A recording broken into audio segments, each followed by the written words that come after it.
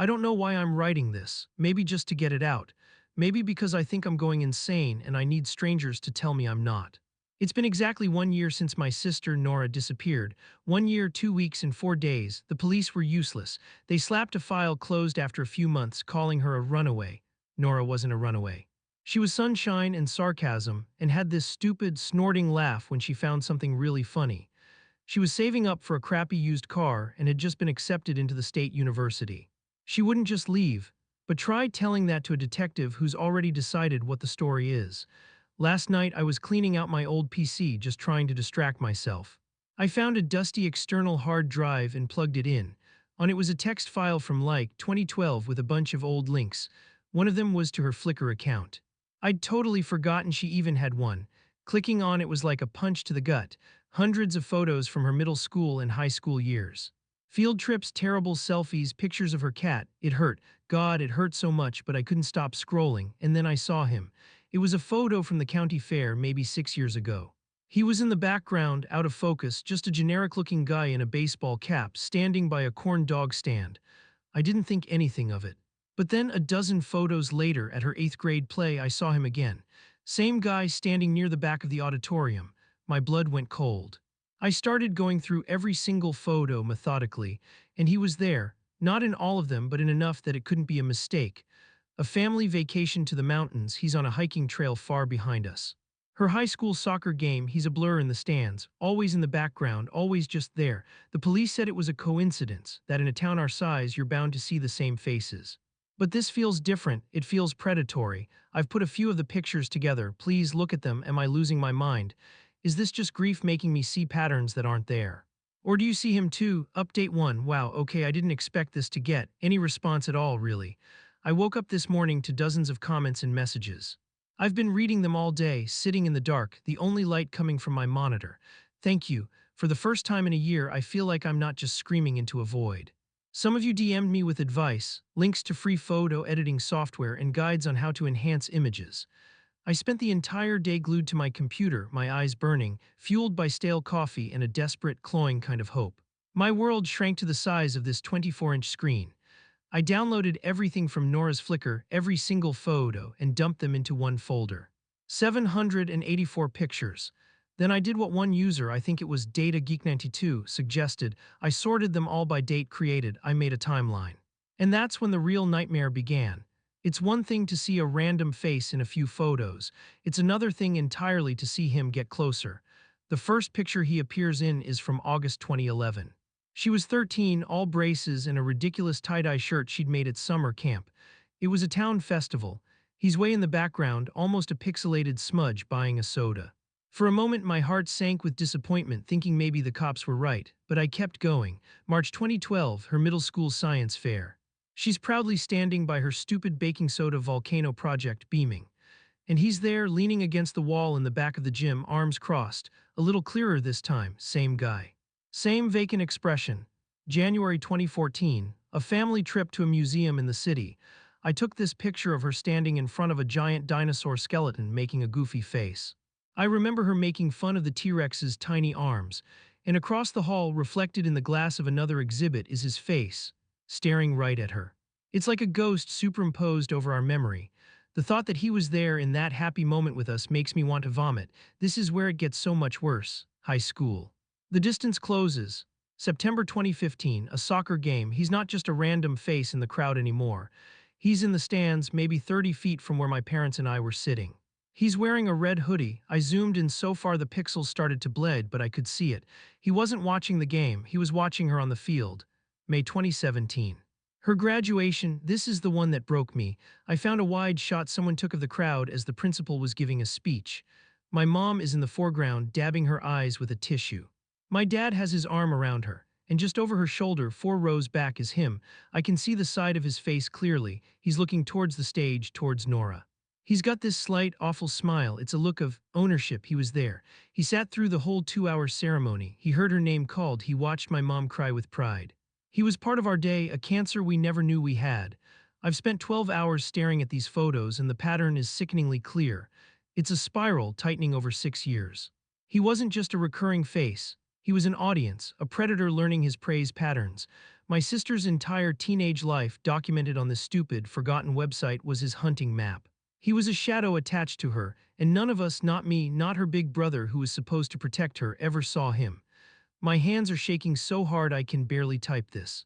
The police were wrong, they were so wrong. This isn't a coincidence, this was a siege, and I'm taking this timeline, every single goddamn photo, back to them first thing in the morning. They have to listen this time, they have to. I felt sick but also wired. I printed out the key photos, the ones where his face was clearest, where his proximity was undeniable.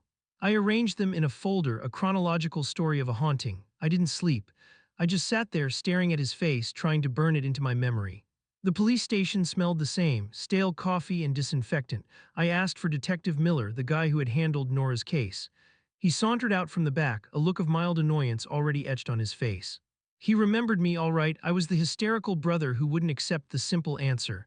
Owen, he said, not offering a handshake, what is it now? I didn't say anything. I just opened the folder on the counter between us. I laid out the photos one by one, the fair, the school play, the museum, the soccer game. I ended with the graduation picture, his smiling face just a few feet from my mother's. Look, I said, my voice steadier than I expected. Look at him, 6 years, he's in all of them. This isn't a coincidence, Miller, this is stalking. He picked up a photo, glanced at it, then put it down. He did the same with the next one. There was no flicker of recognition, no dawning horror. Nothing, he looked bored. Son, we've been over this, he said with the kind of condescending patience you'd use on a toddler. It's called confirmation bias. You're looking for a monster, so you're seeing monsters everywhere. This is a small town, people pop up, it's life. A small town, the museum was in a city 100 miles away. How do you explain that? He sighed, a heavy theatrical sound. Maybe he likes dinosaurs, I don't know, what do you want me to do with this? Run facial recognition on a blurry photo of a guy in a crowd from 5 years ago. The system doesn't work like that, it's not CSI. My fists were clenched so tight my knuckles were white. Her case is closed, Owen, she's a runaway. We don't have the resources to chase down ghosts for you because you can't accept that. She is not a runaway, the words exploded out of me, louder than I intended. A few people in the waiting area looked over. This man was following her, he was there, this is evidence. It's a folder of vacation photos, Miller said, his voice dropping to a low, dismissive growl as he pushed the folder back towards me. Go home, son, grieve, but don't come back here with this stuff again unless you have something concrete. A name, a license plate, something real. I stood there speechless. He just turned and walked away, disappearing back through a door without a second glance. I was left standing at the counter, staring at the smiling face of the man who haunted my sister's life, and the only person who could do anything about it had just told me it was all in my head. The anger I felt was so pure, so hot, it almost choked me. It wasn't just incompetence anymore, it was indifference, and that felt so much worse. Update 2. I'm sorry for the silence. After I left the police station, I just broke. I came home, threw that useless folder of photos on the floor, and just sat there. Miller's words kept echoing in my head. Something real. It's all in your head. I started to believe him. Maybe he was right. Maybe I was just a grieving brother so desperate for an answer that I'd invented a villain out of thin air. I spent all of yesterday in a fog, just clicking through the photos again and again, feeling the hope drain out of me. Then this evening, I was reading through the comments on my last update. Most were messages of support, but one from a user named Kalisu caught my eye. It said, "Hey, I know this might be nothing, but in that picture from the state park. The one where she's standing by the waterfall. The guy in the background, the jacket he's wearing, it looks like there's a faded polo shirt collar sticking out from under it. Is that a uniform?" My heart stopped. The state park. It was a family hike we took 2 years before she disappeared. I remembered the photo. Nora was making a face because a bug had just flown into her mouth. I'd always focused on her expression, never on the background. I found the file, img4028.jpg. I opened it, my hands trembling. There he was. Standing on the path behind her, partially obscured by a tree.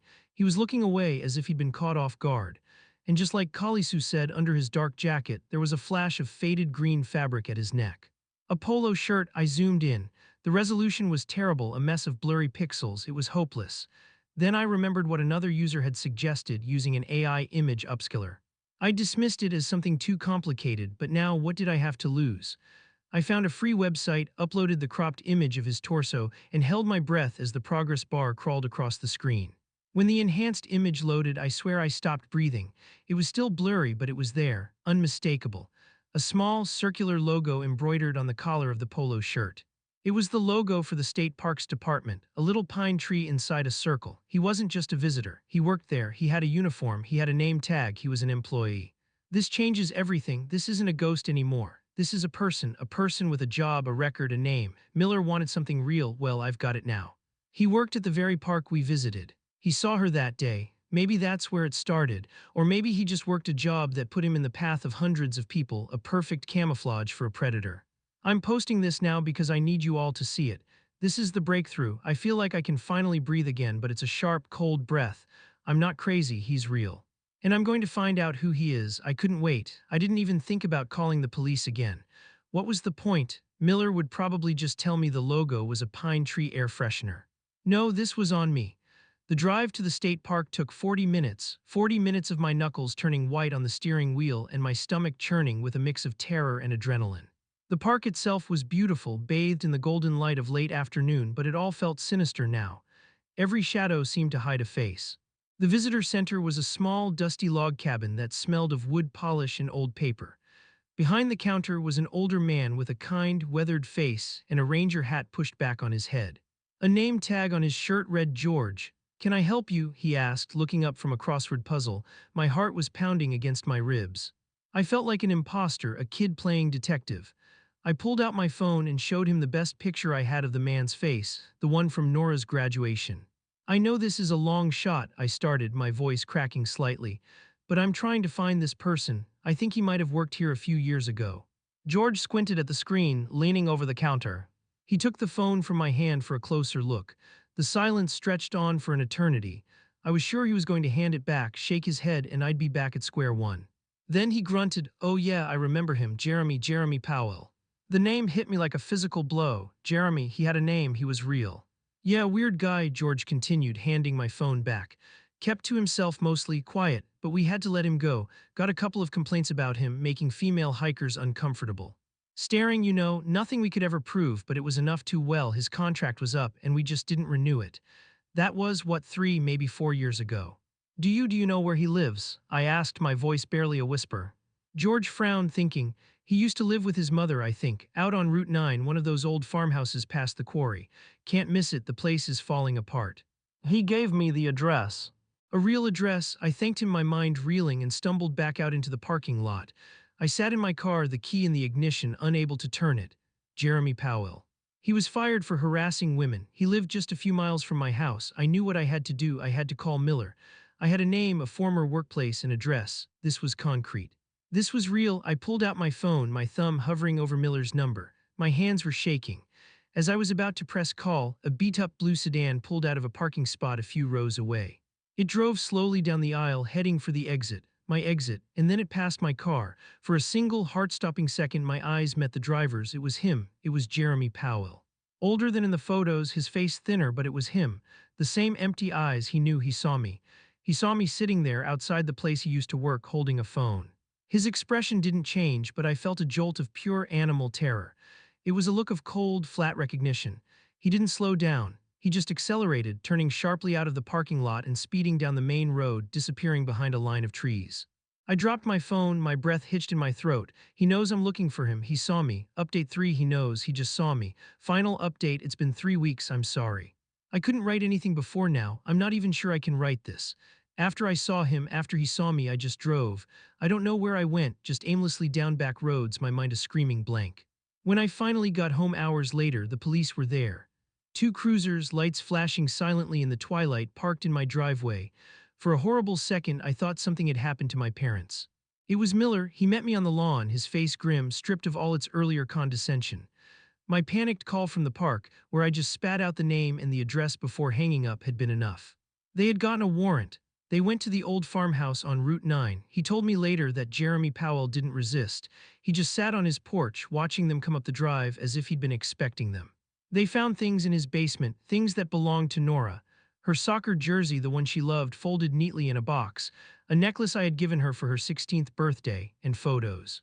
Hundreds of them taken with a telephoto lens. Nora walking to school, Nora laughing with her friends at the mall, Nora reading a book in her own bedroom through her window. They found her body buried in the woods behind his house. The world just ended. There's no other way to describe it. Everything that came after the trial, the news reports, the sympathy cards, it's all just noise. White noise. The official story is that he was an obsessive stalker who escalated. He saw her at the park where he worked, and that's when his fixation began. For years, he just watched. When he lost his job, he lost his anchor, and his obsession spiraled out of control. One night, he followed her home from her part-time job at the library. They say it was quick.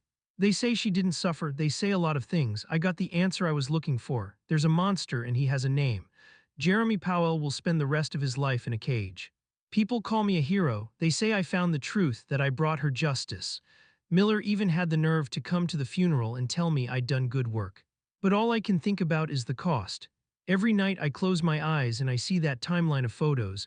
I see him getting closer and closer. And I'm consumed by one single burning thought that's eating me alive. If I had found that Flickr account a year earlier, if I had pushed harder, if they had just listened to me the first time, would she still be here? Justice feels hollow when it's this late. It feels like a consolation prize for failing. They found my sister, but I lost her all over again, and I don't know how to live with that.